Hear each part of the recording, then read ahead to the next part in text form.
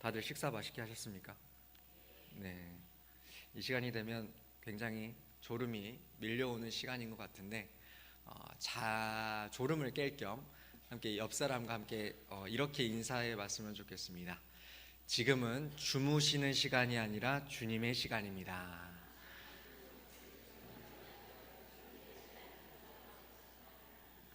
네. 혹시나 옆 사람이 주무시는 분이 계시면 툭툭 치시면서 주님의 시간입니다 라고 깨워주시기 바랍니다. 어, 성도 여러분은 혹시 잘 물으시는 편이십니까? 잘 묻는 편이십니까? 지금은 내비가 잘 되어 있고 그리고 핸드폰이 잘 되어 있어서 우리가 처음 가는 곳이거나 처음 가는 길을 굉장히 쉽게 잘 찾아서 갈 수 있죠. 어렵지 않게 갈 수 있는데 예전에 이제 뭐 내비나 지도가 잘 발달되지 않았을 때에는 처음 가는 길을 갈 때 항상 사람들에게 물어서 가곤 했습니다. 그래서 운전해서 갈 때에도 갑자기 차를 세우고 지나가는 사람을 세워서 이 길이 맞느냐라고 물어보고, 아니면 차가 정차했을 때에도 창문을 잠깐 내려가지고 옆차 차주에게 물어서 확인하고 갈 때도 많았습니다. 다들 어떠실지 모르겠는데 저는 저희 집의 상황은 어디 새로운 곳을 갈 때 또는 운전해서 갈 때는 항상 티격태격하는 모습이 일반적이었습니다. 왜 일반적이었냐면 부모님들 중에 한 분은 저 사람한테 물어서 가자 라고 하는데 한 분은 아니다, 내가 이 길을 안다, 내가 봐봤는데 여기로 가는 게 맞다, 가만히 있어봐라 라고 하면서 둘이 티격태격을 하세요. 그럼 저는 한숨을 푹 쉬면서 창문 밖을 내다봅니다. 그런데 이렇게 티격태격 하다 보면 결국 어떻게 될까요? 시간 안에 목적지에 도착하는 것이 어렵게 될 수도 있고, 그리고 서로 마음이 상해서 스트레스가 쌓일 때가 있죠.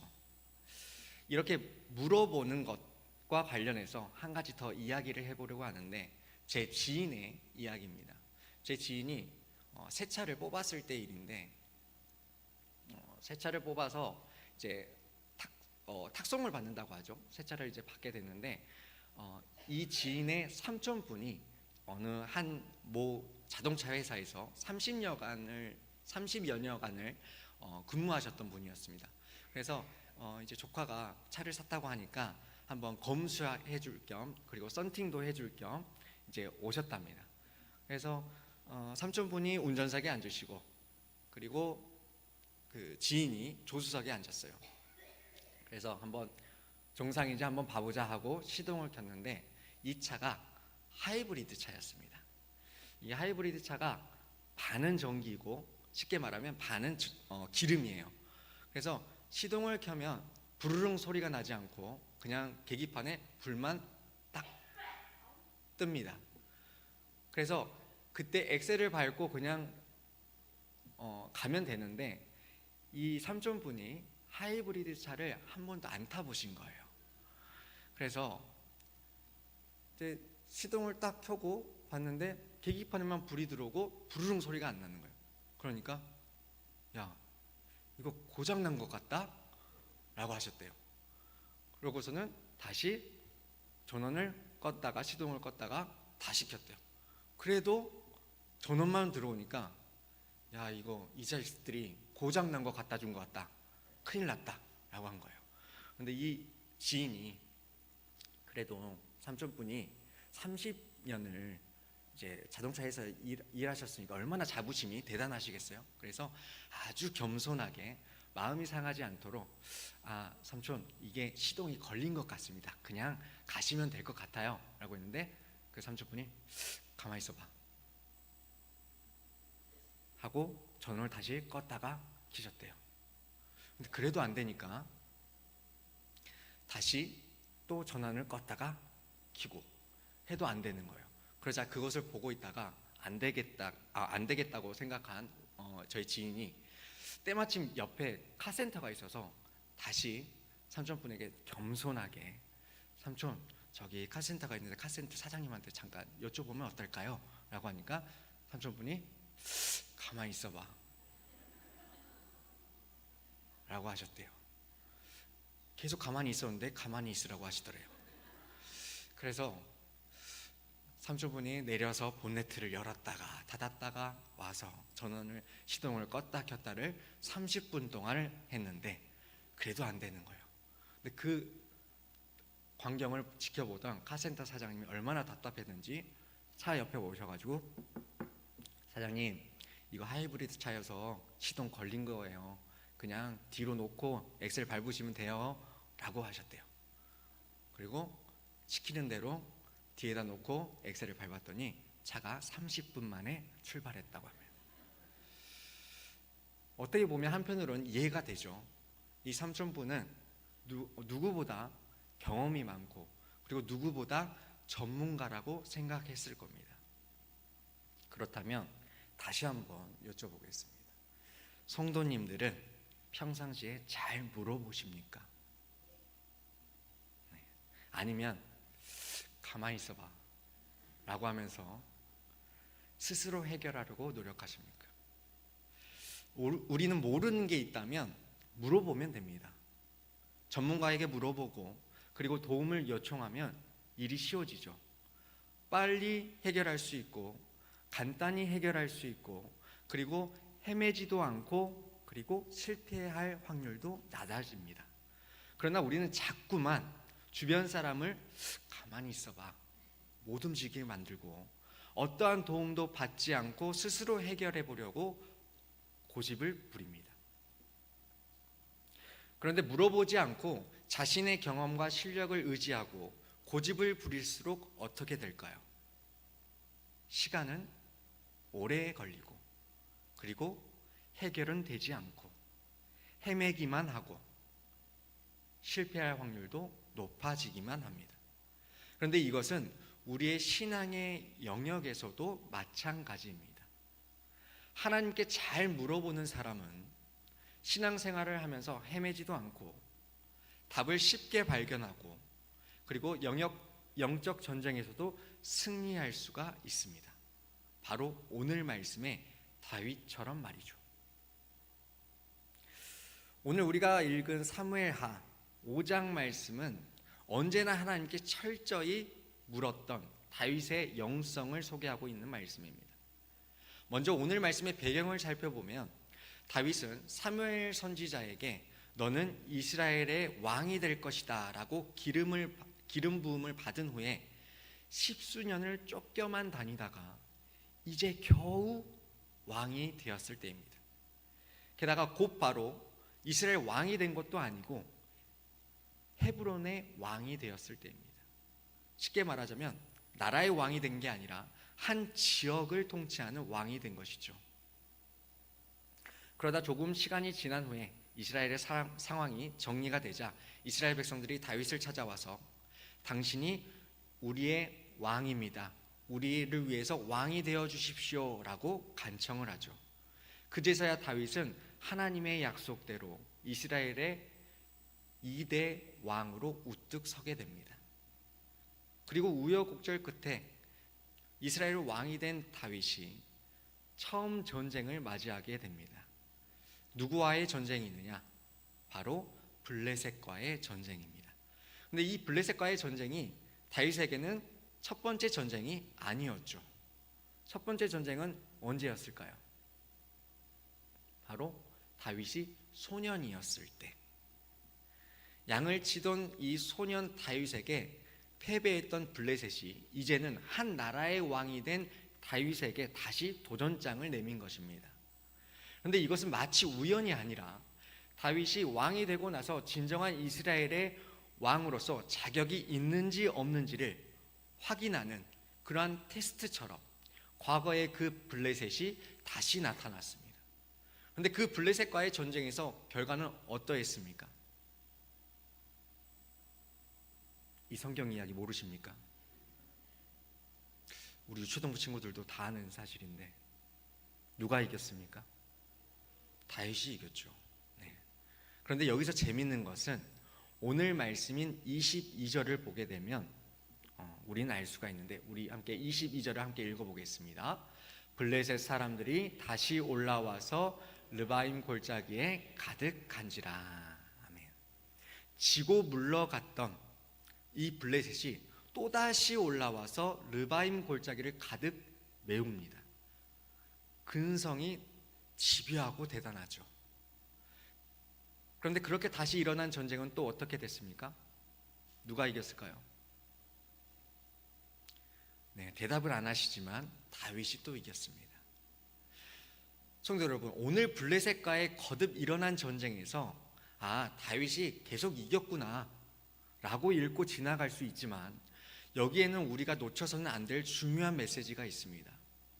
주목해야 할 것은 다윗이 2번이나 이겼다가 아니라 어떻게 이겼냐라는 것입니다. 성도 여러분, 우리는 살아가면서 참 많은 적들을 만납니다. 누군가는 먹고 사는 것이 적이라고 생각하고, 또 다른 누군가는 주변의 동료와 친구들이 적이라고 생각하고, 심지어는 한 집에 사는 부모, 자녀, 형제, 자매가 적이라고 생각하는 사람들이 있습니다. 에이 목사님, 무슨 가족이 적까지 됩니까? 라고 생각할 수 있지만, 꼭 나를 해코지하고 못살게 군다고 해서 나의 적이 되는 것이 아니라, 내가 믿음 안에 살아있고 내가 선한 뜻을 가지고 살지만 자꾸 나를 영적으로 넘어지게 하고 믿음을 따라 살려던 나에게 끊임없이 시험거리를 주는 문제가 바로 나의 영적인 적이 될 수 있다는 것입니다. 아주 가볍고 쉬운 예로, 예수님을 구주로 믿고 영접한 이후부터는 이제 제사를 지내지 않아야겠다라고 다짐을 했는데, 다른 형제들은 계속해서 제사를 지내려고 합니다. 그럼 여기에서 오는 갈등과 씨름, 나의 영적인 적이죠. 가족이 적이라기보다는 사탄이 그런 환경들을 가지고 우리의 믿음을 자꾸 넘어뜨리려고 하는 것입니다. 계속 쳐들어오는 블레셋처럼 한 번 졌다고 물러가지 않고 근성을 가지고 끊임없이 계속 나를 넘어지게 하는, 이러한 것이 영적인 적이라는 것이죠. 그런데 성도 여러분, 오늘 말씀에서 우리는 사람들이라는 적을, 환경이라는 적을, 문제라는 적을 이길 수 있는 방법을 우리는 오늘 말씀에서 찾을 수가 있습니다. 다윗을 보면서 우리는 크게 2가지 방법을 찾아볼 수가 있는데요. 그 첫 번째로는 다윗은 언제나 하나님께 물었다라는 것입니다. 다윗은 언제나 하나님께 물었다라는 것이죠.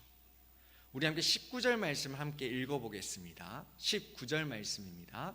시작. 다윗이 여호와께 여쭈어 이르되 내가 블레셋 사람에게로 올라가리이까?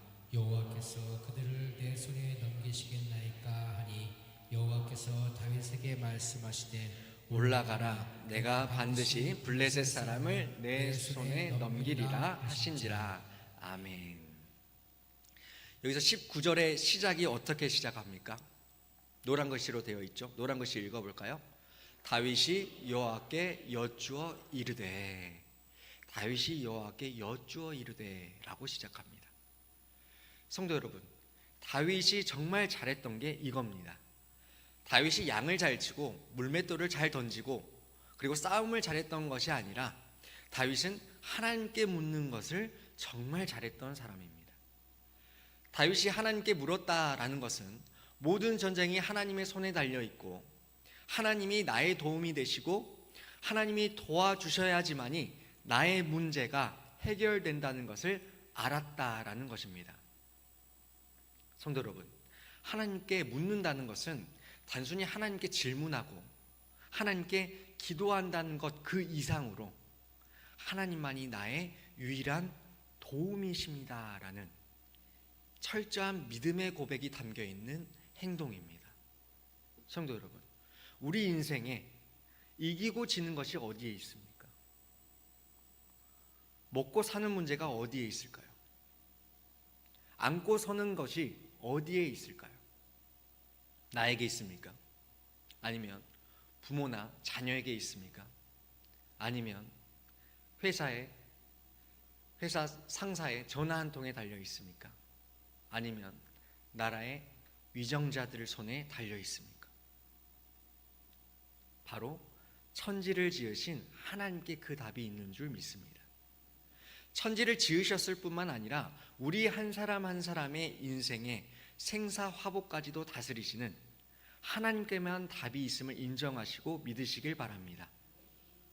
우리가 하나님을 붙들고 하나님께 묻고 또 묻고 의지하고 또 의지하는 그 신앙의 모습이 있을 때 우리의 인생에 답이 있고 길이 보이고 승리가 주어지는 줄 믿습니다. 그런데 성도 여러분, 다윗이 이렇게 하나님께 물어볼 때가 다윗의 삶이 안락하고 그렇게 편안할 때였을까요? 편안하고 모든 것이 다 갖춰진 상황에서 물어봤을까요?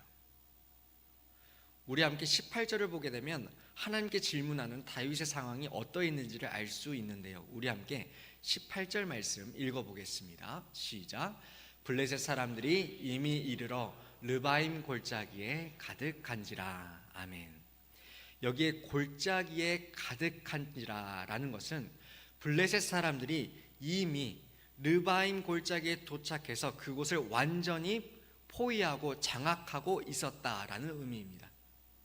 나의 대적들이, 나의 문제들이 내 삶을 야금야금 조금씩 가랑비에 옷 젖듯이 괴롭히는 게 아니라 도망갈 곳 없이 완전히 포위하고 있었다는 것입니다.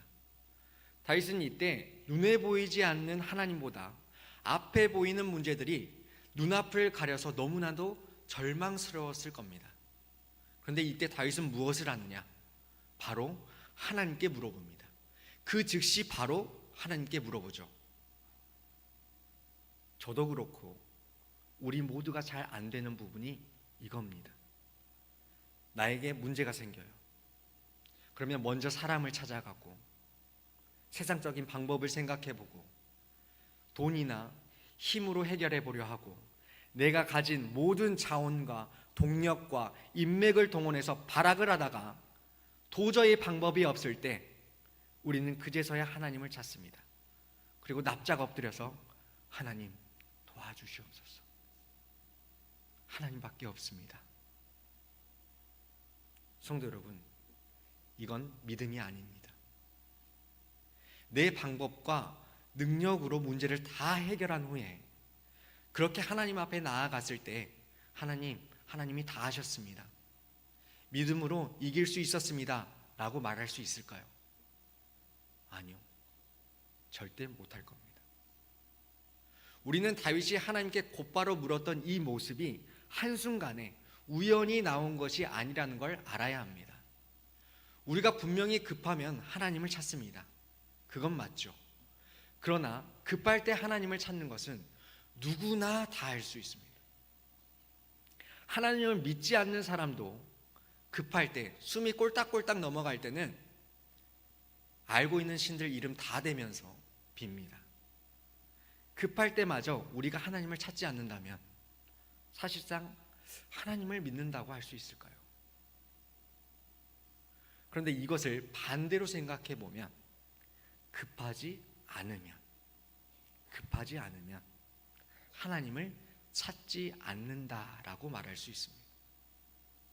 마치 북이스라엘 백성들이 여로보암 2세에 그 인생의 황금기가 다시 찾아오고 등이 따숩고 배가 부르자 오히려 하나님을 버리고 우상 숭배가 절정에 치달았을 때 평안할 때 하나님을 찾지 않고 급할 때만 하나님을 찾는 것은, 물론 급할 때 하나님이라도 찾는 것은 감사한 일이죠.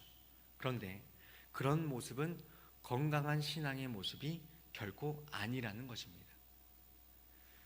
근심거리가 있을 때, 문제가 생겼을 때, 어려움이 있을 때 예배 자리에 나오고 기도의 자리에 나오는 것 정말 잘하는 것이고 그렇게 해야만 합니다. 그런데 문제는 그 근심과 그 문제와 그 걱정거리가 해결이 되면 예배의 자리, 기도의 자리를 완전히 정리해버리는 모습을 우리는 쉽지 않게 볼 수 있습니다. 너무나도 깔끔하게 정리하고 뒤돌아서 버립니다. 이런 모습이 얼마나 만연하면, 오죽하면 교회 안에서 수요 예배 안 나오던 사람이, 금요 기도에 새벽 기도 안 나오던 사람이 나오면 야, 저 성도 요즘 문제 있나 봐 라고 생각합니다.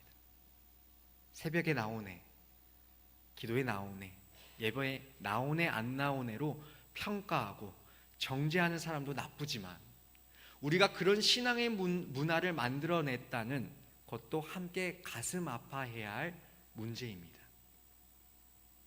그러나 성도 여러분, 다윗은 평소에 하나님과 동행하는 것이 정말로 훈련이 잘 되어 있던 사람입니다. 위급할 때만뿐만 아니라 평안할 때에도, 평상시에도 하나님 말씀을 붙잡았고 늘 하나님께 물었던 사람이었기 때문에 이렇게 급박한 상황에서도 다윗은 조건반사처럼 곧바로 하나님을 찾고 하나님께 물으며 답을 얻어낼 수 있었던 것이죠. 이렇게 일상에 작아 보이는 이러한 신앙의 모습은 위급할 때 비로소 빛을 발하게 됩니다. 사랑하는 성도 여러분, 누가 지혜 있는 사람일까요? 학벌 좋고 학위가 많은 사람이 지혜 있는 사람일까요? 아무리 학벌이 좋고 학위가 많고 똑똑한 사람이라도 그 사람이 하나님을 의지 않는 사람이라면 그 사람은 미련한 사람입니다. 왜냐하면 그에게는 하나님이 가르쳐 주시는 답안지가 없기 때문입니다. 그러나 잠언의 3장의 말씀처럼 설령 남들처럼 똑똑하지 못하고 비록 허름한 인생일지라도 하나님께 물을 줄 알고 내 명철을 의지하지 않고 하나님을 의지하는 사람이야말로 진정으로 지혜로운 자라는 것을 믿으시길 바랍니다. 그럼 두 번째로 다윗은 어떻게 전쟁에서 이길 수 있었느냐? 그 두 번째는 다윗은 자신을 믿지 않았다라는 것입니다. 우리 함께 22절 말씀을 다시 한번 보겠습니다. 22절 말씀입니다. 시작. 블레셋 사람들이 다시 올라와서 르바임 골짜기에 가득한지라. 아멘.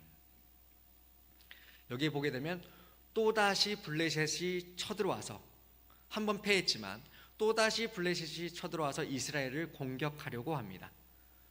블레셋도 참 대단한 게 자신들이 일전에 진 경험이 있는 장소는 피하기 마련이고 그리고 트라우마도 생길 만도 할 텐데, 블레셋은 자신들이 졌던 그 장소에 또 나와서 전쟁을 하려고 합니다.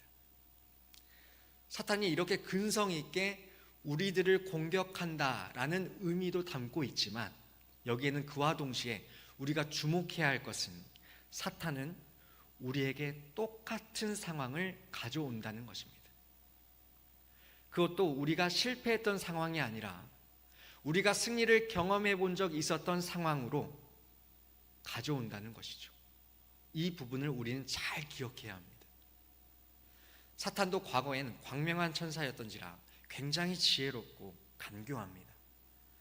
우리가 실패해서 아파할 때 찾아오는 것이 아니라 성공에 심취해 있을 때 똑같은 문제를 가지고 찾아옵니다. 어때? 식은 죽 먹기지. 야, 너 이거 해봤잖아. 이제는 네 능력으로 충분히 해낼 수 있어 라고 속삭입니다. 우리는 이때를 잘 분별해야 합니다. 여러분의 삶 속에서 하나님의 은혜로 승리를 경험했었던 똑같은 문제가 또 다가오는 순간이 있습니다.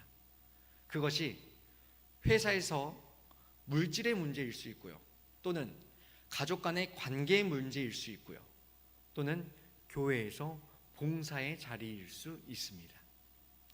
특히 저 같은 사역자들은 사역에 있어서 이런 실수를 아주 크게 저지릅니다. 그때 해봤으니까, 그때 성공해봤으니까 이번에도 할 수 있어. 수많은 부흥사들, 목회자들이 몰락하는 이유도 이 때문입니다. 제가 신대원에 다닐 때 교수님들이 이것을 매 수업 시간마다 신신당부하고 강조하셨어요. 절대 여러분의 능력으로 된 것이 아닙니다. 그런데 성공이 많아질수록 마비가 와서 내가 잘한 것 마냥 어깨가 올라가기 시작한다 라고 말씀하셨어요. 그러면서 하셨던 말씀들이 부흥을 일으키고 은사를 일으키는 것은 내 능력이 아니라 하나님이 하시는 일이고 100% 하나님의 은혜로 이루어지는 성공이고 승리인데, 이것을 까먹고 자꾸 승리에 취하기 시작하면 요령만 늘어간다는 겁니다. 어떻게 설교하면 성도들이 빵빵 터지는지, 어떤 타이밍에서 아멘이 뜨겁게 나오는지, 성경학교 수련회 때 어떤 프로그램을 하면 성공하는지 정확하게 알고 있는 것이죠. 그래서 그 분야의 전문가가 되니까 자꾸 기도를 안 하게 되는 겁니다. 개인 영성에 일절 투자하지 않게 되고 신앙생활이 너무나 쉽게 다가온다는 겁니다. 하면 다 돼버리니까. 시간이 지날수록 사역의 요령은 늘어가는데 신앙은 점점 퇴보합니다. 성령의 불로 이런 건 잘하는데 어떠한 성령의 열매도 없고 인격도 없다 보니까 그렇게 요령만 늘어난 그러한 괴물이 탄생한다는 것입니다. 그래서 자신의 경험과 실력을 의지했던 수많은 사람들이 전부 다 돈에 넘어지고 이성에 넘어지고 인격에 문제가 있어서 넘어지고 마는 것이죠. 성도 여러분, 여호수아 8장에 보게 되면 아이성 전투가 나옵니다. 그 전에 6장을 보게 되면 여리고성 전투에서 하나님의 전적인 은혜로 대승을 경험했던 이 이스라엘 백성들이 한 장만 넘어가면 7장에서 곧바로 여리고성보다 훨씬 작은 아이성인데도 그 성 전투에서 대패를 하고 맙니다. 근데 왜 패했습니까? 패배한 근본적인 이유는 아간의 범죄 때문이지만 그와 동시에 그들은 이전 승리에 심취해서 하나님께 묻지 않고 스스로의 경험과 판단에 의지했기 때문입니다. 그런데 다윗은 어떠했습니까? 오늘 말씀 23절과 24절을 보게 되면 나오는데 우리 함께 23절과 24절 말씀을 한 목소리로 읽어보겠습니다. 시작. 다윗이 여호와께 여쭈니 이르시되 올라가지 말고 그들 뒤로 돌아서 복나무 숲을 맞은편에서 그들을 기습하되 복나무 꼭대기에서 걸음 걷는 소리가 들리거든 곧 공격하라. 그때 여호와가 너보다 앞서 나아가서 블레셋 군대를 치리라 하신지라. 아멘. 이미 이겨본 경험이 있는데도 불구하고 똑같은 상황을 가져왔는데도 불구하고 다윗은 자신의 경험과 자신의 승리와 자신의 자만은 저 땅에다 묻어버리고 다시 겸손하게 하나님께 묻습니다. 그런데 한번 물어보는 것은 누구나 다 할 수 있죠. 그러나 진짜 신앙은 어디에서 빛을 발하느냐? 이겨본 적이 있는 그 순간에 다시 한번 무릎을 꿇고 하나님 어떻게 할까요? 주님 도와주시옵소서 라고 하나님의 인도하심을 구하고 의지할 때 비로소 빛을 발하게 된다는 겁니다. 내 경험은 땅에다 묻어버리고 하나님께 묻는 그 신앙이 우리에게도 필요할 줄로 믿습니다. 그러면 하나님께 묻는 그러한 자들에게 주어지는 축복이 무엇이냐? 그 다음이 중요한데요. 다윗이 어떻게 이기는지 24절 하반절을 보게 되면 우리는 알 수가 있습니다. 24절 하반절을 보게 되면 노란 글씨로 나와 있는데 우리 노란 글씨만 읽어보겠습니다. 시작. 여호와가 너보다 앞서 나아가서 블레셋 군대를 치리라 하신지라. 아멘. 엄밀히 말하자면 다윗이 싸워서 이긴 것이 아니라 하나님께서 다윗보다 앞서 나아가셔서 다윗의 대적과 싸우시고 승리를 가져다 주셨다는 겁니다. 이미 하나님께서 상황 정리 끝, 상황을 다 끝내 놓으셨다는 것이죠. 그래서 사무엘하 뒷장 8장 6절을 보게 되면 이렇게 말씀합니다. 다윗이 어디로 가든지 여호와께서 이기게 하시니라. 아멘. 아멘이십니까? 다윗이 어디로 가든지 다윗이 무엇을 하든지 하나님께서는 이기게 하셨다는 겁니다. 성도 여러분, 이렇게 어디를 가든지 무엇을 하든지 하나님께서 이기게 하시는 놀라운 은혜가 우리에게도 가득가득 주어지길 소망합니다. 그런데 그 비결이 무엇이라고요? 내 경험은 묻어버리고 언제나 하나님께 물을 때, 그때 비로소 그 승리가 나에게도 주어진다는 것을 믿으시길 바랍니다. 말씀을 맺겠습니다. 성도 여러분, 우리나라 속담 중에 이런 속담이 있죠. 돌다리도 두들겨보고 건너라 라는 속담이 있습니다. 이렇게 세상 사람들도 눈에 보이는 것, 자신의 경험만을 믿어서는 안 되고 신중해야 한다. 그리고 이것을 지혜라고 말을 하는데, 하물며 하나님을 믿고 살아가는 나의 신앙은 어떻습니까? 나의 신앙은 하나님께 묻고 또 물어서 성령님이 주시는 지혜와 답을 통해서 탄탄대로를 걸어가는 신앙의 모습입니까? 아니면 혹시 전문가인 하나님께 묻지 않고 하나님 가만히 있어 보세요, 제가 한번 해보고요 라고 말하는 신앙입니까? 아니면 내 경험과 상식을 의지하고선 지름길이 있음에도 불구하고 굳이 그 길로 가지 않고 매번 쩔쩔 헤매며 멀리 돌아가고 있는 신앙의 모습이 나의 신앙의 모습입니까? 바라는 것은 오늘 설교 후에 이 한 문장이 우리의 가슴 속에 남아서 계속 맴돌았으면 좋겠습니다. 우리 함께 이 문장을 함께 따라해 볼까요? 잠깐 하나님께 물어보셨습니까? 네, 이번에는 옆 사람에게 한번 선포해 보겠습니다. 잠깐 하나님께 물어보셨습니까? 네, 잠깐 하나님께 물어보셨습니까? 어떤 순간 앞에서도 그것이 낯선 상황이든 익숙한 상황이든 내가 해봤던 일이든 안 해봤던 일이든 큰 일이든 작은 일이든 간에 항상 이 문장 앞에 서서 점검해보는 우리 모두가 되길 원합니다. 하나님께 물어보셨습니까? 그래서 내 생각, 내 경험, 내 상식, 나의 승리는 전부 다 저 땅에 묻어두고 오로지 하나님께 묻고 또 물음으로써 하나님께서 주시는 그 승리의 은혜를 계속해서 누리는 우리 모두가 되기를 주님의 이름으로 축원드립니다. 우리 함께